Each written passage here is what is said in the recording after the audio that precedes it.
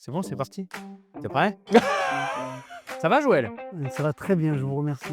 Alter Co, Pascal Consoriolzir, première thèse. Dimitri Morel, première. Bonjour, je m'appelle Éline, j'ai 22 ans. Émilie, Je m'appelle Sylvie. Je m'appelle Elodie, je viens de la Guadeloupe et je suis trop contente d'être à Antibes. Salut Dorian, ça va? Ouais? Tu te présentes en 2 mots? Bah, moi c'est Dorian et puis je vais vous présenter un petit peu Alter Co. Allez. Et salut, j'espère que tu es bien installé. Merci de t'être prêté au jeu. Je vais te poser quelques questions, à toi de me répondre à chaud. Allez, c'est parti. Comment est née l'initiative Alter Co? L'initiative Alter Co est née d'une envie, d'un désir de partager plein de bonnes ressources pour que les couples s'épanouissent de jour en jour. Alter Co, à la base, c'était notre objectif, c'était de parler aux couples. Voilà, parce que les couples galèrent parfois. Et en tout cas, il faut prendre soin de son couple. Donc, c'est parti de là. Elle est née dans le but de pouvoir faire rencontrer les couples ensemble et qu'on puisse s'entraider et partager nos expériences. C'est quoi Alter Co? C'est un long chemin, ça fait peut-être 8 ans qu'avec Émilie on s'occupe des couples. On a fait des magazines, des réunions de couples et depuis quelques temps, 1 an ou 2, ça a évolué en réunion de maison et on avait la volonté en fait de faire évoluer ça aussi avec un format vidéo pour vous. Quels sont les formats existants à Alter Co? Je crois bien, hein, vous me direz, mais je pense que j'ai la bonne réponse. Des réunions de couple, c'est ça. Des vidéos sur les réseaux. Des apports textuels profonds sur le groupe WhatsApp. Et peut-être des rencontres, des camps, des trucs comme ça, non? J'ai bon? Je crois que j'ai bon. Les formats, c'est les réunions, réunions de maison. Alors c'est bien, parce qu'on peut inviter des gens autres de l'église, donc ça peut être les voisins, ça peut être... Donc ça c'est sympa, oui c'est vrai, maison, voilà. Et ce qui est bien, c'est qu'on a plusieurs générations. On a des personnes avec plus évoluées dans le couple, des jeunes couples comme Éline et moi. Et on peut juste discuter.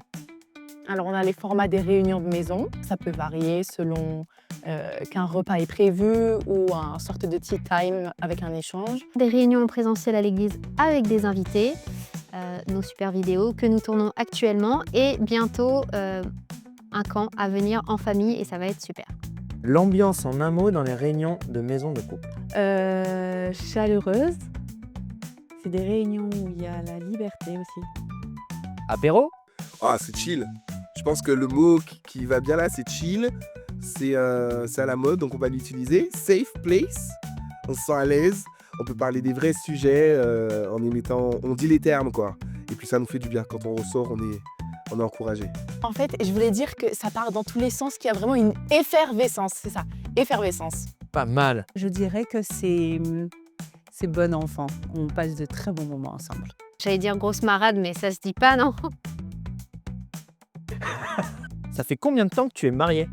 18 ans. Je me trompe souvent parce qu'on fête aussi nos anniversaires de couple. En 2026, ça fera donc 12 ans. Ça fait 8 ans que je suis marié à la plus belle. Faut pas lui dire. Je suis mariée depuis 14 ans. 12? 14, c'est mariage. C'est cool. Alors cette année, ça fait 8 ans que je suis mariée. Oh là là, ça fait 18 ans. 2 ans. Ça va faire 2 ans et 2 mois. Décris-moi ton couple en un mot. Waouh, je dirais fusionnel. Si je devais décrire mon couple en un mot, je dirais vibrant, intense. Je dirais amour. Complémentaire. En un mot? Rock'n'roll. Mais ça fait plusieurs mots. Complice. Pourquoi tu as choisi de t'investir dans le service Alter Co? Parce que je pense que c'est important qu'on puisse suivre les couples. On est souvent là avant, donc on est souvent suivi lors des fiançailles, le pré-mariage. Et puis après, on est un peu lâché dans la nature. Alter Co, pour moi, c'était un peu une évidence, dans le sens que, étant marié, je sais quels sont les défis. Dans la parole de Dieu, on voit tant de familles dysfonctionnelles, mais qui ont pu vivre la grâce de Dieu. Alors, impossible de nier que les familles dans l'Église ont besoin d'apports spécifiques pour que les foyers, que les couples soient bénis et en bonne santé. On avait envie d'aider les couples tout simplement. On avait des gens autour de nous qui étaient en difficulté et on s'est dit c'est trop important, la famille c'est le cœur de Dieu. Donc on s'est dit voilà, c'est parti, avec ce qu'on a, nos 5 pains, nos 2 poissons, c'est ça la rêve, non? Parce que le couple reste l'essentiel de la famille, c'est le fondement de la famille. Et on sait combien pour Dieu le couple est super important. Donc voilà, c'est aussi pour partager de nos expériences, prendre de l'expérience de l'autre et trouver ensemble plein de bonnes façons d'avancer dans le mariage. Est-ce que tu es à l'aise avec la caméra? Je suis pas fan, non, je préfère le micro, moi. Pas trop, non. Mais ça se voit. Pas du tout. Je sais pas. Non, ça se voit? Ça va. Est-ce que je fais la réponse officieuse? La réponse. Je suis pas du tout à l'aise avec la caméra. Pourquoi tu penses que le format vidéo est pertinent? C'est bien pour toucher de nouvelles personnes. Ça, c'est plus agréable, pour moi en tout cas, de voir et d'entendre quelque chose que de lire une feuille blanche. J'aime bien les vidéos. Personnellement, moi, je passe beaucoup de temps sur YouTube. Soit j'écoute, soit je regarde aussi. On peut s'y arrêter, on peut écouter en faisant d'autres choses. La vidéo fait passer plein de messages, peut-être même des images. Je trouve que c'est vraiment pertinent. En plus, dans l'ère du temps où nous sommes là, avec les réseaux sociaux et tout, la vidéo, c'est top. Parce que on a des vies qui sont très chargées et pouvoir avoir un support vidéo, ça permet de regarder quand on a le temps, quand on a envie. Et parfois, voilà, on est bloqué, comme moi, parfois, je ne peux pas être dispo pour faire les réunions. Donc, avoir des vidéos, ça peut être un support en plus et une aide supplémentaire également. Il y en a qui préfèrent écouter des vidéos, il y en a qui préfèrent venir aux réunions, il y en a qui préfèrent écouter des podcasts. Et on se dit que si on veut atteindre tout le monde, il faut élargir le champ des formats. Je pense que le format vidéo peut apporter certaines choses, mais que le format en présentiel, ça reste essentiel. Finalement, c'est du relationnel. Donc le relationnel à distance, ça fonctionne, mais pas si bien que ça. Là, la question que je vais te poser va t'engager. Ah. Et il y a une preuve vidéo de ce qu'on Oh là! Alors fais attention. C'est pas grave. Choisis bien. Je suis engagé déjà depuis 18 ans. Choisis bien. Quels thèmes seront abordés? Le choix du conjoint, je pense que c'est quelque chose de très très important. Vous voulez vraiment que je vous donne les thèmes? J'aimerais garder un peu de surprise, non? Il y aura la sexualité, il y aura la communication, il y aura la gestion des conflits, il y aura les choix, les grands choix importants à prendre ensemble, l'éducation, tout l'aspect de la parentalité et plein de surprises, alors reste bien connecté. Comment supporter son mari? Est-ce que je peux le dire? Non. Faut que tu la gardes comme ça. Tu la gardes cette réponse. Je dirais bien comment nourrir l'amour jour après jour. La communication. Je dirais l'après-mariage. À qui tu recommanderais de regarder cette série de vidéos? En vrai, cette série, elle est pour tout le monde parce qu'on a toujours des clés. Si c'est pas pour toi qui es en couple, ce sera pour tes parents, tes amis. Voilà, il y a des clés qui sont importantes pour tout le monde. À ceux qui n'ont pas le temps, en fait, parce que c'est des formats courts, c'est des formats rapides, c'est des formats aussi simples. Juste, c'est des personnes qui partagent, qui témoignent. Aux jeunes couples, à ceux qui sont en préparation pour le mariage.